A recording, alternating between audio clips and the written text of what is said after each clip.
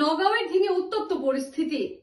একটি গাড়ি করে শ্রমিকদের নিয়ে যাওয়া হচ্ছিল, আর সেই গাড়িকে বাধা প্রদান করে অসম সংখ্যালঘু সংগ্রাম পরিষদের সদস্যরা।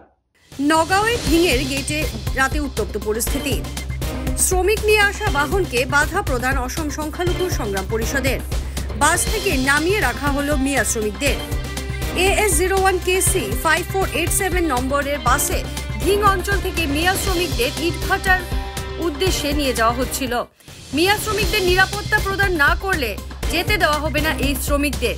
তার জন্য বাসটি আটক করে রাখা হয়। বাসকে বাধা প্রদান করে অসম সংখ্যালঘু সংগ্রাম পরিষদের সদস্যরা।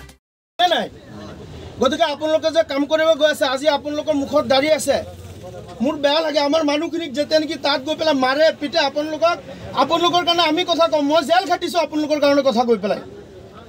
গতিকে আপোনালোকক এটা কথা কওঁ, য'ত আমাৰ ইজ্জত নাই, য'ত সন্মান নাই, য'ত আমাক অপমান কৰে, য'ত মুৰব্বী মানুহক জোতা চেণ্ডেল পিন্ধাই তেওঁলোকে পঠিয়াই দিব, আপোনালোকৰ ভাল লাগিব? কওক, ভাল লাগিব নে আপোনালোকৰ?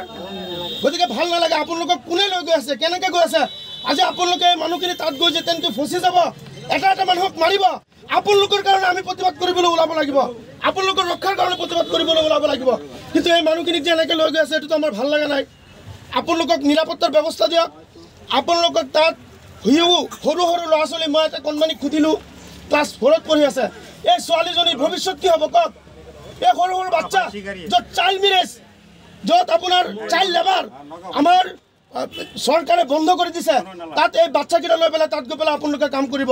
এইটো আইন বিৰোধী হয়নে নাই কওক? আইন বিৰোধী হয়নে নাই? গতিকে আপোনালোকক কৈ আছোঁ, আমি শৃংখল চলিহা নহয়, আমি চিতু বৰুৱা নহয়। আমি আপোনালোকৰ অপমান কৰিলে সেই অপমানৰ কাৰণে আপোনালোকক ইজ্জত দিয়াৰ কাৰণে আমি আপোনালোকৰ হৈ প্ৰতিবাদ কৰোঁ। গতিকে আপোনালোকক যদি সম্পূৰ্ণ আপোনালোকক নিৰাপত্তাৰ ব্যৱস্থা কৰিব পাৰে, আপোনালোকক লৈ যাওক, আমাৰ কোনো আপত্তি নাই। কিন্তু আপোনালোকক তাত নিয়াৰ পিছত যদি এজন মানুহৰ কিবা হয়, এইজন ব্যক্তি দায়ী হ'ব। আপোনাৰ নাম কি আছিলে? কি নাম আছিলে? মুক্তি বালি। গতিকে আপুনি সম্পূৰ্ণ দায়ী হ'ব।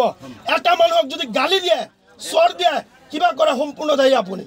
গতিকে আপোনাৰ ঘৰ কিন্তু আমাৰ মধ্য অসমত নহয়, আপোনাৰ ঘৰ কিন্তু উজনি অসমত। গতিকে বুজি ল'ব আমাৰ মানুহখিনি। আমাৰ আৰু আলোচনা আছে, আমি গোটেইখিনি বুজি লওঁ। আপোনাৰ কাগজ এইটো কি আছে আমি চাম, তাৰপিছত আপোনালোকে গাড়ী লৈ যাব, আমাৰ কোনো আপত্তি নাই। আজি আমি নগাঁও ডিংগেট স্থিতত এটা বাছ আমি ৰখাইছোঁ। আমাৰ ইনফৰমেশ্যন আছিলে আপোনাৰ মৰিগাঁও বা সেই অঞ্চলৰ পৰা এটা বাছ ভৰ্তি শ্ৰমিকসকল, কোনোবা তৃতীয় পক্ষৰ এজন দালাল শ্ৰেণীয়ে উজনি অসমত কাম কৰিবলৈ লৈ যোৱাৰ এটা চেষ্টা অব্যাহত ৰাখিছে। আমি ইনফৰমেশ্যন পোৱাৰ লগে লগে আমাৰ সংগ্ৰাম পৰিষদৰ এটি সজাতি দল আমি ইয়াত ৰখাইছোঁ আৰু সোধপোছ কৰিছোঁ।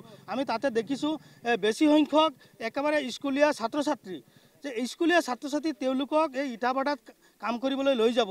যি সময়ত অসমৰ মাননীয় মুখ্যমন্ত্ৰী ডাঙৰীয়াই শিশু শ্ৰমিক বন্ধ কৰাৰ কাৰণে আপ্ৰাণ চেষ্টা অব্যাহত ৰাখিছে, তেনে সময়ত এই একেবাৰে শিশু শ্ৰমিকসকল আৰু শিশু ল'ৰা ছোৱালীসকল উজনি অসমত তেওঁলোকে গৈ ইটাভাটাত যাব আৰু তেওঁলোকৰ স্কুল যিটো শিক্ষা দীক্ষাৰ পৰা বঞ্চিত কৰিছে। গতিকে আমাৰ কথা হৈছে, আমি এই শ্ৰমিকসকলক বাধা দিয়াৰ আমাৰ অধিকাৰ নাই। কিন্তু আজি আমি কিয় বাধা দিছোঁ? আপোনালোকে জানে যে অসমৰ মাননীয় মুখ্যমন্ত্ৰী ডাঙৰীয়াই অসমৰ গৃহ বিভাগৰ দায়িত্ব লোৱাৰ পিছত যে সিদিনা ডিঙৰ আলম লৈ উজনি অসমৰ 30টা দল সংগঠনে যেতিয়া আমাৰ সংখ্যালঘু মিয়া শ্ৰমিকসকল উজনি অসমত কৰ্মৰত থকা ব্যক্তিসকলক আপোনাৰ বিভিন্ন ধৰণৰ শাৰীৰিকভাৱে অত্যাচাৰ কৰি যেতিয়া তাৰ পৰা ওলাই দিয়া হ'ল, বিভিন্ন ধৰণৰ মান সন্মান নিয়াই কৰি আজি উজনি অসমৰ পৰা খেদি পঠোৱা হ'ল। আৰু তাৰপিছতে মুখ্যমন্ত্ৰী ডাঙৰীয়াই যেতিয়া উজনি অসমত নামনি অসমৰ শ্ৰমিকসকল কাম কৰিবলৈ গ'লে কোনো ধৰণৰ নিৰাপত্তা নিদিয়াৰ কথা কৈছিল। আৰু তেনে সময়ত নামনি অসমৰ বা মধ্য অসমৰ সংখ্যালঘু শ্ৰমিকসকল যেতিয়া উজনি অসমত কাম কৰিবলৈ যাব, তেতিয়া যদি কিবা পৰিস্থিতি বেয়া হয় বা কোনো ধৰণৰ শাৰীৰিক অত্যাচাৰ হয়, কোনো ধৰণৰ অপ্ৰীতি পৰিস্থিতিৰ সৃষ্টি হয়, তেতিয়া ইয়াৰ দায় কোন হ'ব? কাৰণ স্বয়ং আমাৰ ৰাজ্যৰ মুখ্যমন্ত্ৰী ডাঙৰীয়াই নিৰাপত্তাৰ ক্ষেত্ৰত যেতিয়া ব্যৰ্থ হৈছে, তেখেতে ডাইৰেক্ট মানা কৰি দিছে। আৰু তেনে ক্ষেত্ৰত আমি সংখ্যালঘু সংগ্ৰাম পৰিষদ আমাৰ চকুৰ সন্মুখত যে শ্ৰমিকসকল তাত কাম কৰিবলৈ যাব আৰু বিভিন্ন দল সংগঠনৰ পিটন খাব, মান সন্মান শেষ হ'ব, এইটো আমি সংখ্যালঘু সংগ্ৰাম পৰিষদে কেতিয়াও আমি যাবলৈ দিয়া নহ'ব। আৰু যেতিয়ালৈকে 30টা দল সংগঠনে স্পষ্টভাৱে লিখিত প্ৰতিশ্ৰুতি নিদিব আৰু আপোনাৰ মুখ্যমন্ত্ৰী ডাঙৰীয়াই যেতিয়ালৈকে আপোনাৰ প্ৰতিশ্ৰুতি নিদিব যে যেতিয়ালৈকে সেই উজনি অসমত কাম কৰিবলৈ যোৱাৰ পিছত সম্পূৰ্ণভাৱে নিৰাপত্তাৰ দায়িত্ব মুখ্যমন্ত্ৰী ডাঙৰীয়াই ল'ব, তেতিয়ালৈকে সন্মানে উজনি অসমত কাম কৰিবলৈ যাব, আমি সংখ্যালঘু সংগ্ৰাম পৰিষদে আমি সহযোগ কৰিম। তাৰ উপৰিও আমি এটা কথা দুখ আমি এটা কথা অনুভৱ কৰিছোঁ, আজি উজনি অসমৰ ইটাভাটা হওক বা অনুষ্ঠান প্ৰতিষ্ঠান আজি শ্ৰমিকৰ অভাৱত আজি বন্ধ হ'ব ধৰিছে।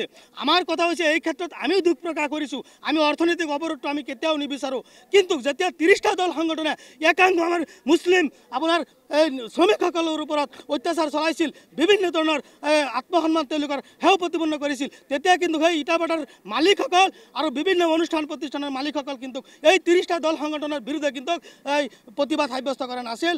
আজি যেতিয়া দেখিছে, আজি আমি কথা হ'ল আমি এতিয়ালৈকে যাব দিয়া নাই, আমি যাব নিদিম যেতিয়ালৈকে আপোনাৰ চৰকাৰী পক্ষৰ পৰা কোনো ধৰণৰ লিখিত প্ৰতিশ্ৰুতি আমাক নিদিব, তেতিয়ালৈকে আমি সংখ্যালঘু সংগ্ৰাম পৰিষদৰ সজাতি দল ইয়াত আছোঁ। আমি কেতিয়ালৈকে আমি এই মানুহখিনিক যাব নিদিওঁ। আৰু তেওঁলোকে নিজে স্পষ্টভাৱে কৈছে যে আমাক বলপূৰ্বকভাৱে জোৰ জবস্তি প্ৰলোভনেৰে আমাক একাংশ ঠিকাদাৰসকলে লৈ আহিছে।